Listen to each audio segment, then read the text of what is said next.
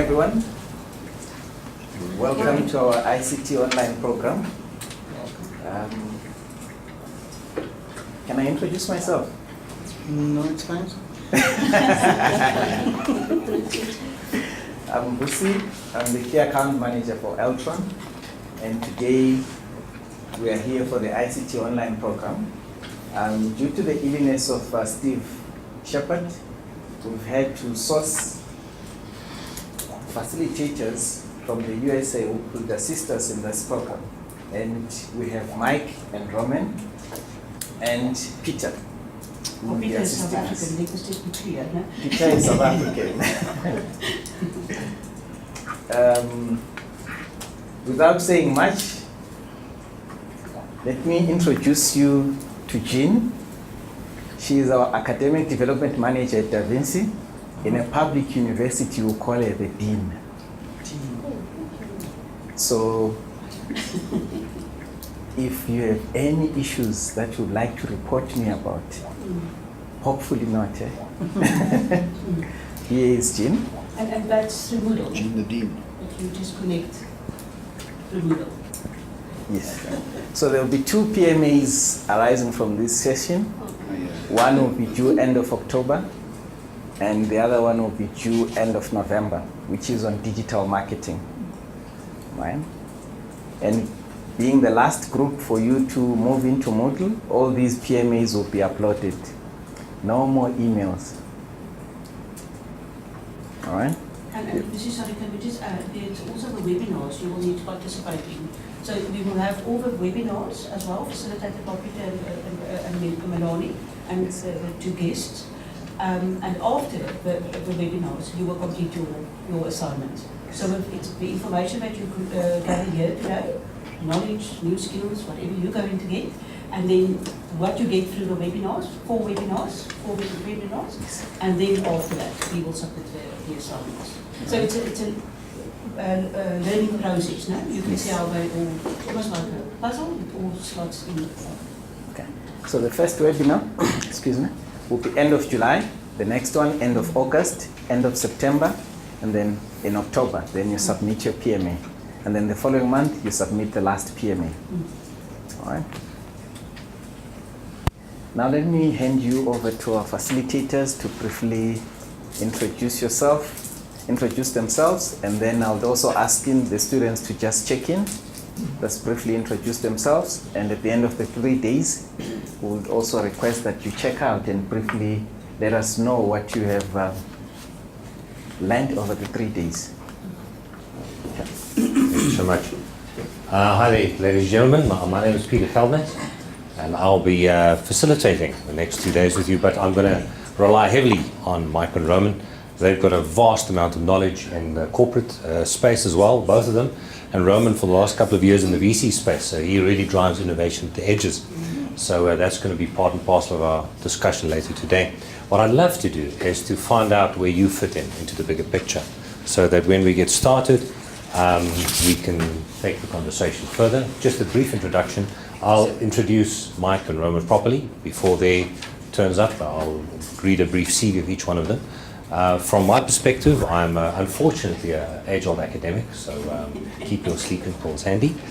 But I'll be giving you some insight from the world of academia. So I'm going to look at some theoretical models that will assist us in guiding you through these turbulent times, which you all know will be facing the ICT industry. And I'm also going to show you what is happening in the rest of the world and what the opportunities are in Africa. And we're going to talk about a wide variety of opportunities, not only from a corporate perspective, but also from the innovative perspective. And I think that's where these 2 gentlemen will fit in perfectly in taking that discussion further.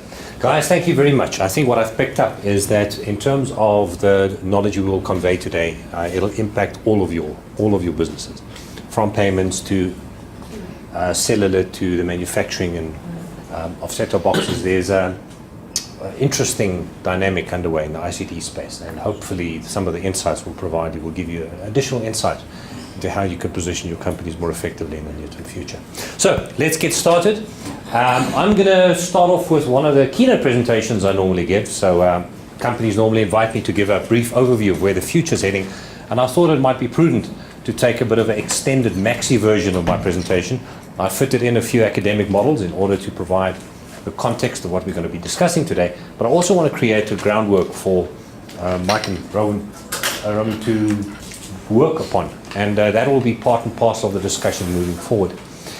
I want to specifically talk about what will change in the next 5 years in the ICT space, and I think that's going to be one of the key opportunities, not only what will change from a corporate perspective, but also an environmental one, and what the opportunities will be in time to come. And in a sense, I entitled this presentation Business Unusual, because it will not be business as usual.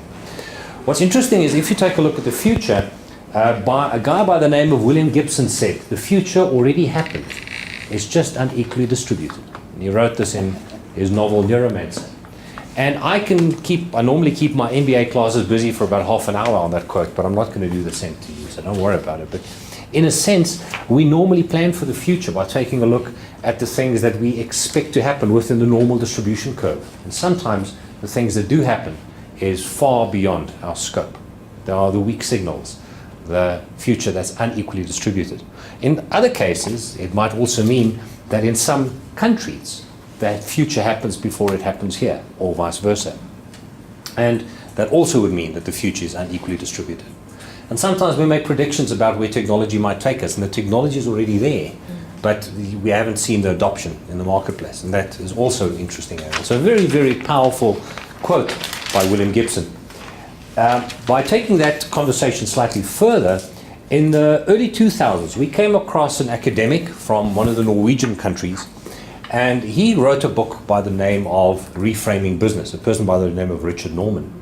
And it was a complete antithesis of what they were teaching at Harvard and Stanford. He was one of the first academics that started querying the validity of the value chain model of Michael Porter. And as of late, a number of books have come out, your Red Ocean and Blue Ocean strategy, which is actually just a rehashing of the work which Richard Norman did 10 or 15 years previously. So what is interesting is that he created a model that enabled us to look at the future in a different way. And when you talk about the future, most people normally say, be prepared. This is what the future is all about. And talking about being prepared, I was in Australia a few months ago, and as I was giving this class, a guy from the university came to me and said, listen, we love what you said. What are you doing tomorrow? When are you coming back? And I said, well, I'm not going to come back to Oz for a number of months, but I'm available tomorrow. I'm just going to walk around Sydney. So they said, why don't you fly out to the small little town to the north of Sydney, for about 2 hours away, and why don't you come and give this to the board of the university? I said, oh, well, let me go and see what the country looks like. If you pay the ticket, I'm there. So I gave them a freebie, and they gave me a free ride. And as I was there, I read this newspaper about what was happening in Brisbane. And it came across that they had this article that said, always be prepared, always wear underwear. And I thought, now that's a weird title for a newspaper article. And it transpired that there were this couple in Brisbane. Now, Brisbane is very similar to Durban. I think you have the same climate, and everyone's wearing shorts. And this couple was driving in their car to the supermarket, and as they were driving, the car started giving trouble. And the husband told the wife, honey, I think the car's acting up. You go in and I'll sort the car out. And as the wife came out 20 minutes later, she saw a crowd of about 20 people standing around the car. And she was really worried at this point in time. As she approached, she saw a couple of legs sticking out. And unfortunately, the person walking in the car didn't have any underwear on. So as you would expect from a good wife, she moved up closely, tucked in his crown jewels, and then stepped back. And as she stepped back, she looked at her husband staring over the bonnet of the car. And they said the car mechanic needed 4 stitches in his forehead. But nonetheless, being prepared in Australia is something different to what it normally aligns to over here. And that's the model that I refer to. You see, a lot of people come up to me and say, so Peter, you say you're a futurist. What will the future look like? I said, I don't have a bloody clue. They say, hold on, you call yourself a futurist. What do you mean? So what people normally ask me is to say, what will the future look like? And I really say, I don't have a clue. One thing, you never can trust a futurist, an economist, or a politician. Your mom should tell you that. You should tell your kids that as well. But the fact of the matter is, we can't predict the future. What we can talk about is what the future could possibly look like. So from your perspective of where you are, you have to go into an era of divergence, looking at everything that's possible, understanding some of the trends and laws that are shaping this space. and understanding what is possible within the future, what could happen. This is a far more proactive approach, the Russell Ackoff type of approach that says, you know, if you want to plan for the future, planning is not enough. It's about understanding what is possible and within it choose the future you want to play in. And by doing so, you need to change the business model of the industry in which you're playing in. It's no use saying, oh, well, I want to play in this future, not doing anything about the structure of your industry. It's about understanding the forces that is shaping the world around us. And within that, choosing a business model which will radically realign the competitive forces in that space. Now, there's a lot of debate if it's better to be cutting edge or the follower or the leader, but the fact of the matter is, if you define the rules of the game, you are better prepared in playing it rather than you playing in the game that your competitor creates. And that's the future you should play in. Now, I like to call myself a futurist, but I'm rather be called a create the futurist. Understanding the competitive environment around us, and secondly, what are the management techniques and the strategic thinking you require in order to create the future. Now, that will be the underlying theme for the next 2 days. What is happening in the world of telecommunications, and what can you do in order to create your future within that space? That is the key message. They say there's 3 kinds of people. People that make things happen, people that watch things happen, and people that wonder what happened. And as our colleagues in the United States knows, there's the previous presidential candidate, Mitt Romney, said companies are people, or something of that nature. So yeah, there are companies that just continue doing what they continue doing, and they wonder what happened. Some people say, tell me what the future will look like so I can prepare for them. And then you have a select few companies that say, I want to understand what the future is about, and thereby creating it. On that note, I want to tell a different story. There's this interesting joke about these 2 hikers that go hiking in the Himalayas. And after about 4 days of hiking with no other settlement in sight, at 3 o'clock, one of the hikers awake while the other one is putting on running shoes. And the guy said, why are you putting on your running shoes and not your hiking boots? He says, well, I heard a tiger outside. The guy said, so why are you putting on running shoes? He says, I want to run away. He said, but you can't outrun a tiger. He says, I only have to run faster than you. Whole joke. But the fact of the matter is, it's quite a distressing or a disturbing view of humanity. Because how long will this guy survive on his own 4 days into the Himalayas, even if the tiger grabs the other guy? And by playing to the strength of your competitor, or the market for that matter, that is in essence what defines our competitive environment today. I need to outrun my competitor. I need to ensure that my view of the value chain is stronger, so where he isn't. So if I can run faster than he can, my position in the value chain, or that specific competences or capabilities, will be better than his. Where the market can be defined as this tiger. The market is continually creating competition and wants to catch up and take you out. But what if these 2 individuals say, let's act as if we're a bear and chase the tiger away, or let's make a fire, or let's climb up in a tree, not play to the strengths of the market, or that will define your weaknesses. In a way, because look at us as humanity. We aren't faster or stronger than anything in the animal kingdom out there, but we've used our brains, and by doing so, we've created innovation and technology. But we can also create new ecosystems. We can create things that will enable our competitors to benefit from them. The latest example we have is what Apple have done in the app ecosystem. They've created an entire new platform with an iPad. And yet, although Google copied them, Google and Samsung made billions based on this new market environment that was created. So instead of taking the competitor head on, we are looking at creating new value in this hyper-connected world. And that's actually one of the challenges. If you want to create the future, it's not only about being stronger and faster than your competitors, but understanding how we can create markets and create value rather than just being better at what we do in the current context. We're also going to talk about the impact of information and how that is changing how we have to look at reality.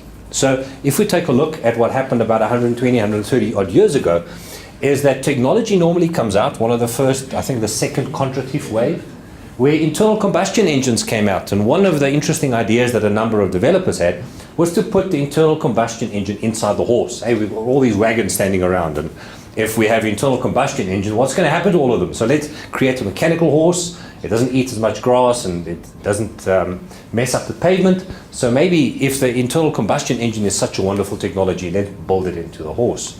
Well, it's not normally a really good example of escaping an old paradigm, because you might have 200, maybe 300 innovators that thought that way. But in most cases, we saw that humanity took a different route. But if we take a look at people not being able to escape an old paradigm, the best example is what happened in the textile industry. See, traditionally in the textile industry, we had a steam spindle at the heart of that factory. And all of the workstations were centered around this centralized source of power. So electricity came out. And what did the textile owners do? They simply changed the power from a steam environment to that of electricity and wired up all the workstations so they could work on electricity. But guess what? It took the entire industry. I'm talking about the entire global industry. 20 years, I kid you not, it took them 2 decades to realize they could change the layout of their plant. Now that power is everywhere. Power is now distributed. So we don't have to act as if it's from a centralized source. Yeah, they didn't have any good business schools to go to, so maybe that could be used as an example or excuse. The funny thing, however, is right now we're in exactly the same movie. We live in a world where we all have supercomputers in our pockets, and information is everywhere. Information is now distributed. And yet our business models look as if information is still centralized and linked to assets. So we have not yet unearthed the possibilities that this and the hyper-connected world around us has provided. We live in a world with 21st century technology and 20th century business models. There's an unbelievable opportunity to change the way the world works by understanding what's happening. And if we have time, I even have a 10 or 15 minute presentation on transaction costs and how that'll change the processing power bandwidth, but we'll get to that moment. So there's a number of things that's now coming into play. And what we're going to be doing in this presentation is I'm going to give you an introduction to some of these business models that are shattering old mindsets, where information is everywhere, and our mindsets of creating value chains in a world where information flows with a process is no longer valid. We don't have a new business model yet. We're anticipating new strategies or models that can contextualize and describe this world. There's a lot of us trying to build models, but we're not there yet. We hope to get a breakthrough soon, but I'm not going to give you an answer. I will, however, give you an alternative way of looking at reality. And that's what we're going to be doing. Right. So that's the hidden agenda. Who's above the age of 40? Don't be shy. You put your hands up. You can see the declining hairlines. Okay. For you individuals, I have created the agenda, so you can at least follow where we're heading in this really difficult one. So we're going to talk about creative destruction, African context. What is the possibilities in this continent? We're going to talk about the cybersphere, what it is, how it's defined. What's going to happen in the world of wireless internet, of wireless connectivity, the world of LTE, the IEEE standards, what Google is up to. So what will happen in the wireless broadband space? We'll take a look at device convergence and how this powerful convergence is changing what we can do in our hyper-connected space. I'm going to bring in 5 change dimensions to contextualize the change we go through, a little bit of academia. We're going to bring in business reframing. How do we reframe our value proposition in a hyper-connected space? And then finally, what is the value of entrepreneurship, of innovation in this space? Right, that's the agenda. Who's below the age of 40? Generation X's, right. I can't hold your attention for more than 5 minutes, otherwise you fall asleep. So the only thing I can do is to tell you stories. So these are the stories we're going to tell. In the next decade, you will have your very own TV channel, whereafter all TV channels will disappear, or most of them. We'll have radio stations. So yeah, TV channels will disappear in the next couple of years, but you'll also have your own, which is good. Radio stations will carry personalized music. So you'll drive on the highway, and the music you'll listen to will be music you've never heard of before, but music you like, according to your taste. And you'll get to work and you'll ask someone, oh, so you hear that song this morning? You said, no. We listen to the same radio station. Yes, we share the DJ's joke, but the music is completely different. So we'll start seeing personalized music in our cars. And unfortunately, personalized advertising as well while you're driving into work. We'll also start looking at an environment where you can download an entire movie in less than a minute on a cellular network. You'll be able to have 500 IP addresses in your house. Most people will have about 500, even more. You'll be able to print an entire car or even a gun on a 3D printer. Company's brand will get a virtual dimension. That's a bit of a misnomer, but I'll make that clearer. And then finally, the real and virtual worlds will merge to create a new ecosystem of value. These are some predictions. Now, we want you to be critical. Remember, I told you never trust a futurist and 2 other trades. Right. Which of these don't you agree with? Come on, you can't just believe everything I tell you. Which of these is a bit far-fetched? Come on. 500 IP addresses? I concur. I think it'll be closer to 1,000. Well spotted. I think that our TV channel is not something that's... if I look at myself, I don't watch TV at all. I've got my own things that I watch, and that's what I watch. I don't watch a specific channel and hope that I would see what I'm looking for. You also have to be careful. As I told you before, never trust the futurist. You can play around with words. There's this interesting story about a person that was asked to write a reference letter for an employee he wanted to get rid of for years. So this employee came up to him and said, please, can you give me a reference letter? And this guy just wanted to get rid of this guy, but he wouldn't lie. So he wrote, this guy joined the company at that point in time, these were his responsibilities, and this is what he did. This is what he did. And at the end he said, you'll be very lucky if you can get this guy to work for you. So remember, in English you can have double meaning. So what I try to do with that is, I had a bit of a tongue-in-cheek. On my phone, I have an app called Quick, Q-I-K. And the moment I hit Quick, I start a live TV broadcast from my phone onto any smart TV. You simply go to badpag.com/quick or quick.com/badpag or even the Facebook page, and there's a live TV broadcast via IP of what I'm doing. You can sit in front of your TV and look at it. So I'm starting, you've signed that waiver forms that I can take pictures of you, right? Welcome, guys. I'm hitting the button. You're now unwilling participants on pietergeldenhuys.com. That's reality TV at its worst. But welcome. I hope you enjoy the show. People are now, unfortunately, we've got no one watching us right now. It's a bit of a bummer. I think it's a content problem. Say something funny. Nah, it's not working. Anyway, nonetheless, although no one's watching us, and I don't think anyone wants to watch us, I just started a live TV broadcast. Yes, I've got my very own TV channel. So what it means is that the world of IP is changing everything. It's replacing everything, and we should never underestimate the power and the business models it can provide. Let's take a look at some of these other predictions. What is interesting to note is that in all of these cases, even although we might not... Peter, we never answered the question about the one statement that was incorrect. Or did we? We'll never trust the future. Maybe they were all correct, who knows? That was my thinking. What is important to note is that these stories that we tell has got a massive impact on the strategic outlook of most organizations.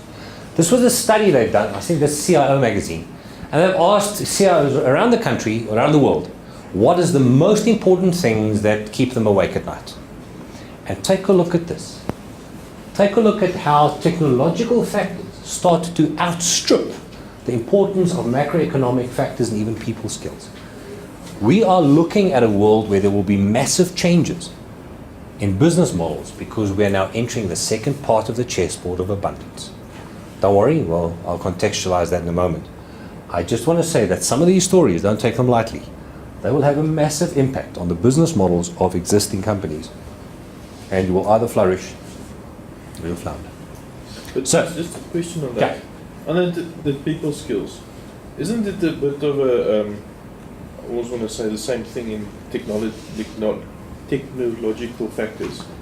Because what people, currently what's happening is they think that technology can fix a people problem, which is not really the case. I think in this case, the challenge is rather the impact it'll have on the long-term viability of this company going forward. So in what way is technology being used to change the very basis of competition? So in other words, it's an enabler or it's an influencer? In a way, it will radically change the business model of your company going forward. Okay. From a strategic and a business model perspective. Okay. Getting back to the stories. In South Africa, with all its language problems, who's used Google Translate on their phones? Say something and then it's translated. Come on, guys. You're really embarrassing me, by the way. Zulu or Xhosa on there. There's Afrikaans and Arabic and Swahili. Yeah, It's but we fine. don't have. So You want to play in Africa? That's where you do it, man. So it's fascinating to take a look at how you can speak to this in a variety of languages, and it will change it. So let's give it a good Afrikaans verb, a little song. My sorry Marie is so ver van my af. That's a Afrikaans song, and if you want to put that into Mandarin, this is what it sounds like. Exactly. So what you can do is you can really put this in real time. It's an app on your phone, been there for the last 5 years. What's interesting to note is that this technology was normally in a near-time environment. So I talk and then it translates. The technology has already been moved into the real-time space in South Korea, in China, and in Japan. The technology is available there to translate that language while you're talking.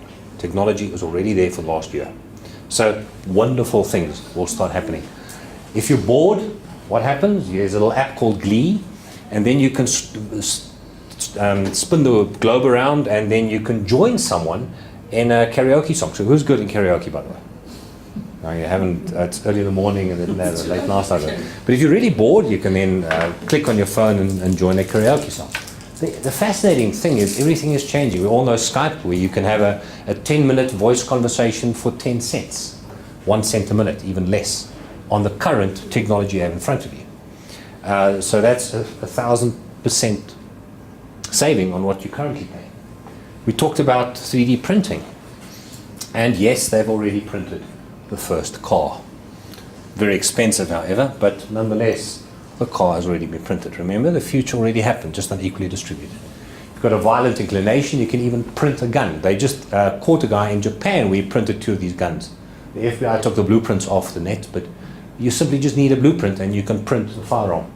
That's 3D printing. Taking it further, we're taking a look at how this influences the space around us. So some of the stories we chatted about, all of it's happening, every single one of them.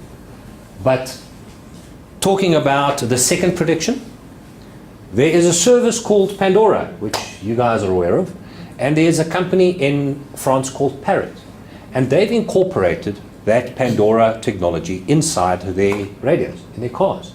And in Europe, right now, you have LTE signal and one of those radios. You can tell your radio, I like this song and I like that song and I like that song, and then it searches on Pandora for music that's similar, and then you listen to music that you really like but you've never heard of before, and it already is reality. So it's not something for the future, it's already here. What is interesting, however, is how technology has an impact on us as the human race. And what's interesting to note is that as our population grows, we have to change the models that serve society. It also challenges some of our old-fashioned notions of work and jobs creation and so forth. And what I want to do is I want to give you a brief insight into the theory behind creative destruction. Remember my first item agenda? It's about creative destruction. What is it and how do we manage it and define it? So let's start in an unlikely spot, 27 AD, Roman Empire, Indus Valley, some growth in China and in India, but the rest of the world relatively quiet. So the ancient world over here, India and China, big population, relatively large population. And now let's take a look at where all of this is heading. So this is the growth of the world population through the last 2,000 years.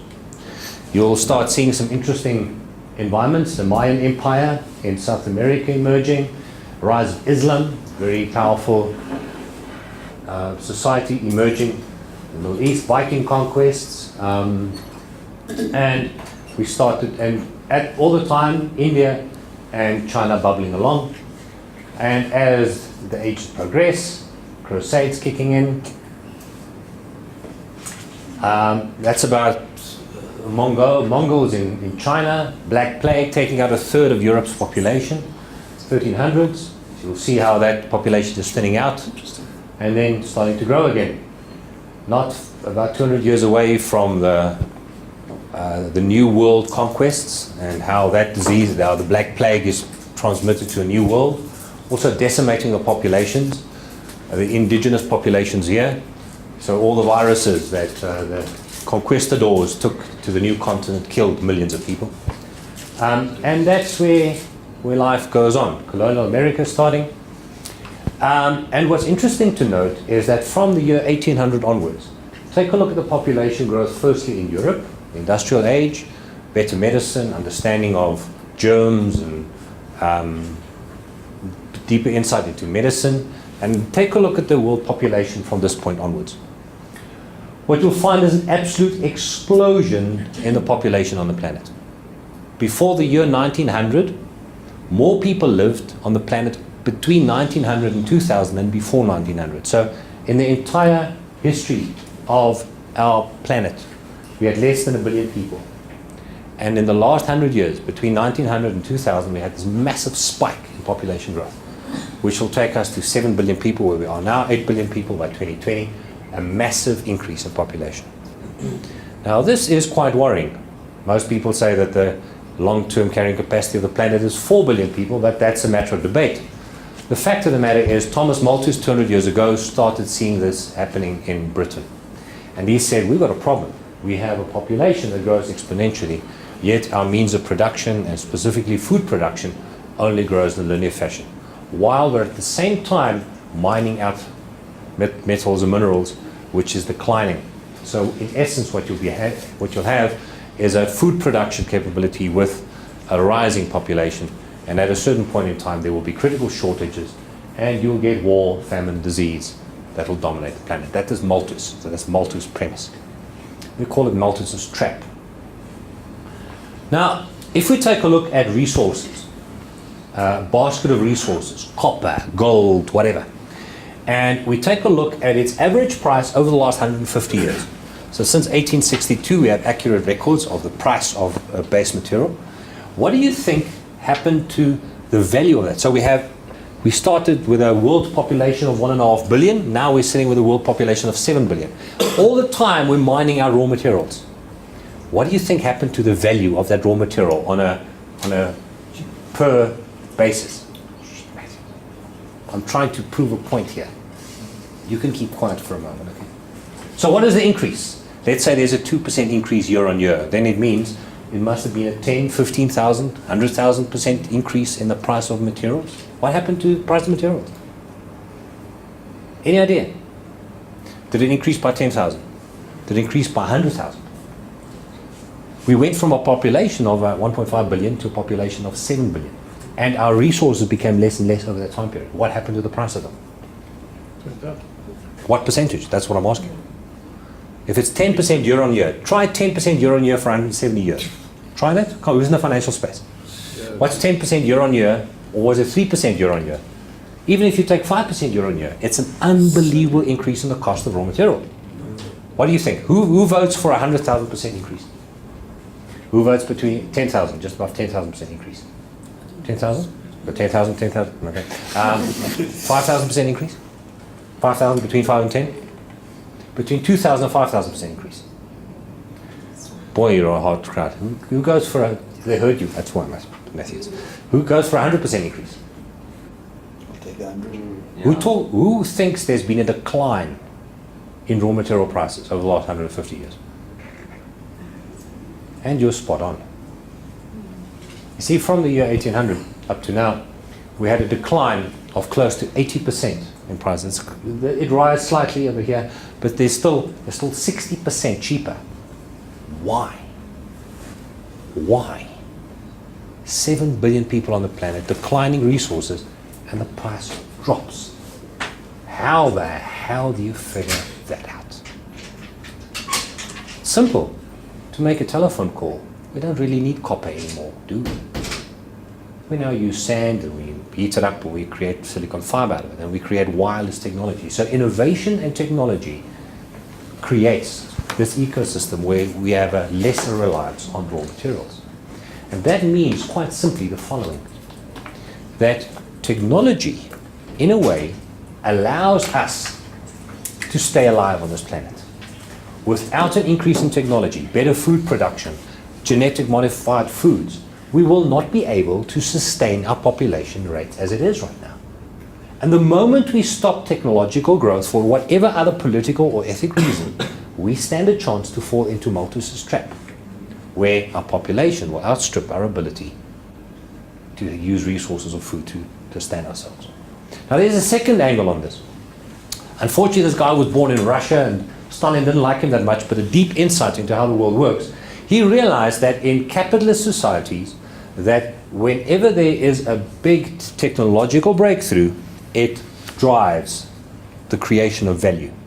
So there is the spring, the summer, the autumn, and the winter. And he took a look at everything over a period of time and started saying what happened from 1816 to 1835, bull run, and this was done with the introduction of new technologies that spurred new innovations and growth. These are called the Kondrativ waves. Steam power, railways, electricity, internal combustion engine, electronics.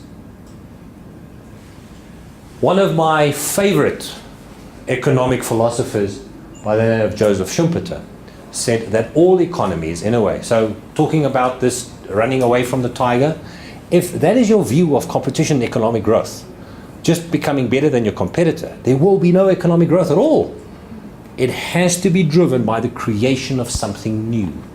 And he argued that economic change revolves around innovation, entrepreneurship, and market power.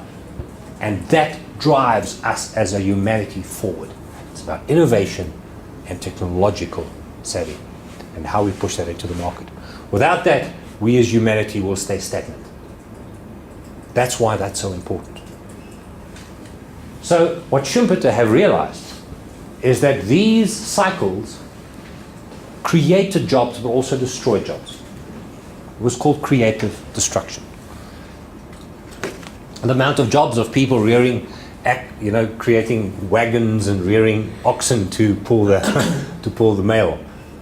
Steam changed all of that. And what happened to the cowboys? Well, barbed wire stopped their reign. And whenever new technology comes up, it creates jobs and destroys jobs. Very, very important. We are now, according to a lot of philosophers, in the winter of the internet domain. That means that the internet will actually destroy more jobs than what it creates. And we'll have to wait for the next revolution. However, in the digital space and in the mobile digital space, we still believe there's tremendous amount of possibilities. And it will either lead to growth in that, or it will lead to the destruction of jobs. And our talk today will be about how technology will destroy your jobs, without a doubt. And in a way, how the technology and the changes in the market will enhance your jobs and create new opportunities. And that, in essence, will be part and parcel of our discussion. The final point on the future of jobs is an interesting story about an American diplomat that visited China directly after the Cultural Revolution. And at this point in time, the communists were heavily in charge, and they decided that jobs, the government will create jobs, and they will put policies in place to get more jobs out. And we all know how that works out. Because what government in the world have created a job? Come on, they just take taxpayers' money and shift it around and destroy jobs in the long term. But what happened here is that at that point in time, they were looking at building the dam of the wall of the Three Gorges Dam. And at that point, all the earth-moving equipment was standing still. And you had millions of Chinese running around with shovels and building this dam wall. And the American diplomat asked, why aren't you using the earth-moving equipment? Because you can build the wall quicker, you can create electricity, you can create an entire new ecosystem where new economies can explode because of sufficient electricity supply. And why are people running up and down with shovels? He said, no, our prime directive is job creation. That's why. And the American answered and said, you know, if your prime directive is job creation, take away their shovels and give them teaspoons. Far more jobs you can create, don't you think? So we have to realize that it's a misnomer talking about job creation. It's about having a keen insight into what's driving humanity forward, and in that process it creates jobs. Yes, it creates jobs for those that have the knowledge to do so, but we'll only go backwards if we sub-optimize the technology at our disposal in terms of reaching certain objectives. So whenever I hear that, I say, well, give them teaspoons. You want job creation in South Africa? Ban cell phones tomorrow. We have people running up and down with letters. Wonderful job creation. We can ban cars, put everyone on rickshaws and bicycles. Massive job creation, don't you think? So what's important to realize is that the moment you stop technological advances, you'll fall into Malthus's trap. But the politicians don't seem to get this. And unfortunately, the whole idea of behind job creation is, in a way, stopping humanity moving forward. So in other words, you've got to stop automation. No, exactly the opposite. Yeah. Why do you want someone, a human being, doing something that a machine can do cheaper and better? I'm saying in order to stop, to stop the unemployment, you've got to stop automation. No, exactly the opposite. By stopping automation, we will go into a long-term decline in competitiveness and in our ability, and we'll fall into Malthus's trap. Because we can't use technology in an increasing population worldwide to sustain ourselves. So you basically need to increase education, then you'll Correct. increase automation, increase education. Let's make all of us better off by enabling people with skills so that they can create new environments, new opportunities. But it's about technology, innovation, and the skills that go with it. It's not about stopping technology for some misguided idea on jobs. I know I'm opening myself up for massive attack on that one, but that's my position. But how do you Right. change somebody's perception on that? Give them teaspoons.